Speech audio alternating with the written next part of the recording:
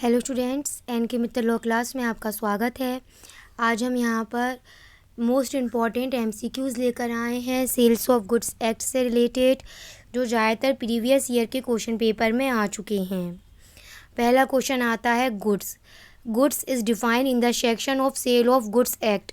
आई think ये question मैं कई बार पूछ चुकी हूँ इससे पहले भी। गुड्स को कहाँ पर डिफ़ाइन किया गया है, एक एक करके आप ऑप्शन बताइएगा। 2 सबसेक्शन 1 में बायर को डिफ़ाइन किया गया है, 2 सबसेक्शन 10 में डिफ़ाइन करा गया है प्राइस को, और 11 में डिफ़ाइन करा गया है इसमें प्रॉपर्टी को, 7 में डिफ़ाइन करा गया है गुड्स को। Which terms not included in definition of goods को कहाँ डिफ़ाइन करा गया है, अभी हमने इसके बारे में बात करी थी यहाँ पर। और गुड्स में मनी और एक्शनेबल क्लेम, इन दोनों को ही इंक्लूड नहीं किया गया है। Contract of sale for the sale of future goods is a agreement to sell है, वो एग्रीमेंट टू सेल है। अगर आपने हमारा इससे पहले वाला सेल ऑफ गुड्स एक्ट का जो टेस्ट की क्लास थी उसको देखा होगा तो आपको पता होगा कि मैंने उसमें क्वेश्चन पूछा था इससे रिलेटेड ही। उसमें वो क्वेश्चन यह था कि अगर कॉन्ट्रैक्ट ऑफ सेल हो रही है तो उसमें कौन से टाइम पर प्रॉपर्टी इन गुड्स ट्रांसफ़र हो जाती है बायर के लिए, तो वहाँ उसका आंसर था at the time of contract. लेकिन ये बात कर रहा है फ्यूचर गुड की, तो वो रिलेट करता है एग्रीमेंट टू सेल से। Fixation of price of goods is defined in sale of goods act, कहाँ बताया गया है, रिलेटेड सेक्शन 9 है।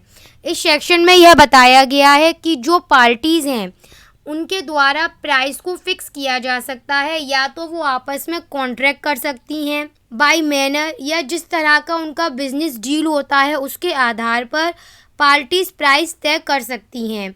लेकिन ये क्वेश्चन इसमें यह भी बनता है कि अगर पार्टीज प्राइस तय नहीं कर पा रही हैं तब वहाँ पर बायर रीजनेबल प्राइस को पे करेगा। रिलेटेड सेक्शन 9 है। क्वेश्चन ब्रीच ऑफ कंडीशन, अगर कंडीशन की बात आती है सबसे पहले तो सेक्शन याद कर लो, सेक्शन 12 सबसेक्शन 2 है कंडीशन का। और एक बात ध्यान रखना, अगर जब कंडीशन लगाई जाती है किसी एग्रीमेंट में सेल ऑफ कॉन्ट्रैक्ट में, तब वहाँ पर उस कंडीशन के ब्रीच होने पर जो बायर होता है वो उस गुड्स को रिजेक्ट कर सकता है। उसके पास ये राइट होता है कि वह उस कॉन्ट्रैक्ट को रेप्यूडिएट करवा सकता है। लेकिन अगर मैं वहीं पर वारंटी की बात करूँ जिसको डिफाइन करा गया है सेक्शन 12 के सबसेक्शन 3 में, तो वारंटी के ब्रीच होने पर वो ओनली क्लेम फॉर डैमेजेस ही कर सकता है, वो कॉन्ट्रैक्ट को रेप्यूडिएट नहीं करवा सकता वारंटी में। पर कंडीशन के ब्रीच होने पर बायर उस कॉन्ट्रैक्ट को रेप्यूडिएट करवा सकता है, रिजेक्ट द गुड्स कर सकता है। वारंटी कहाँ पर डिफाइन है, वारंटी 12 सबसेक्शन 3 में है, और 12 सबसेक्शन 2 में कंडीशन को डिफाइन किया गया है। ये दोनों सेक्शन एक साथ ही याद कर लें तो ज़्यादा बेटर है। In sale of goods act 1930 implied warranty as to position means date. अब हम पहले भी जानते हैं कि एक्ट के तहत सेल ऑफ गुड्स एक्ट 1930 में कई जगह इम्प्लाइड कंडीशन भी बताया गया है कौन कौन सी होती हैं, और इम्प्लाइड वारंटीज़ भी बताई गई हैं। यहाँ पर यह पूछा, अच्छा पहला क्वेश्चन तो यहाँ पर एक यह बन जाता है कि इम्प्लाइड वारंटी कौन सी बताई गई हैं। मोस्ट इम्पॉर्टेंट तो 2 हमें याद आती हैं, वो 2 यह बताई गई हैं जो मोस्ट इम्पॉर्टेंट हम कह रहे हैं। एक तो यह होती है कि जो बायर होता है जब उसे कोई प्रॉपर्टी ट्रांसफ़र किया जा रहा है, जब उसे कोई गुड्स ट्रांसफ़र किया जा रहा है, तो यह इम्प्लाइड वारंटी रहती है कि वो उस गुड्स पर क्वाइट पोजीशन रखेगा, क्वाइट पोजीशन रखेगा। इसका मतलब पीसफुल पोजीशन रखेगा, उसे उसके पोजीशन से कोई हटाएगा नहीं, वो उस गुड्स का यूज़ करने का भी राइट रखता है। और एक दूसरा यह होता है इम्प्लाइड वारंटी यहाँ पर कि जो भी गुड्स उसको ट्रांसफ़र किए गए हैं वहाँ पर इम्प्लाइड वारंटी यह होती है कि वो गुड्स पर किसी भी तरह का कोई चार्ज नहीं है। तो यहाँ पर इसका आंसर आएगा बोथ ए और बी। क्वाइट पोजीशन का मतलब होगा पीसफुल पोजीशन, और वो उसका यूज़ भी कर सकता है। क्वेश्चन केवियट टेम्पटर, सबसे पहले तो यही याद रख लो सेक्शन कौन सा है, सेक्शन 16 है, जो बताता है लेट्स द बायर बीवेयर, कि भाई जब भी बायर कोई सामान खरीदने जा रहा है तो यह उसकी ड्यूटी बनती है कि उसे सावधान रहना चाहिए, उसे बीवेयर रहना चाहिए। हमने केवियर टेम्पटर से रिलेटेड भी अपनी एक क्लास बना चुकी हैं, आप लोग उसको भी देखिएगा।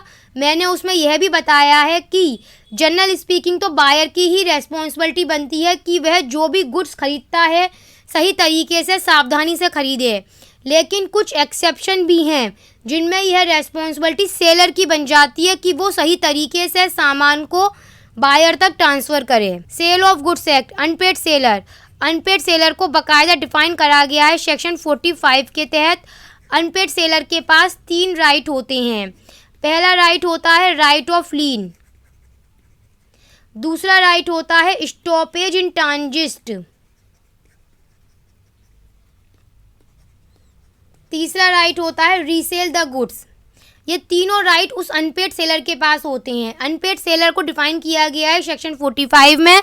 अनपेड सेलर वो व्यक्ति होता है जिसको उसका पेमेंट फुलफिल नहीं किया गया है। राइट ऑफ लीन, अभी हम यही बात कर रहे थे, इसे अभी डिफाइन करा गया है बाकायदा। कहाँ पर?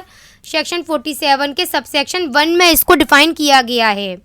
Unpaid seller right of stoppage of goods in transit, इसको भी डिफाइन करा गया है। कहाँ पर? सेक्शन 50 में इसको डिफाइन किया गया है। तो आज यहाँ पर सेल्स ऑफ गुड्स एक्ट से रिलेटेड जो मोस्ट इम्पॉर्टेंट MCQs हैं, जो ज़्यादातर अब तक प्रीवियस ईयर के पेपर्स में बार बार पूछे गए क्वेश्चंस हैं, आज यहाँ पर आपकी क्लास कंप्लीट हो जाती है।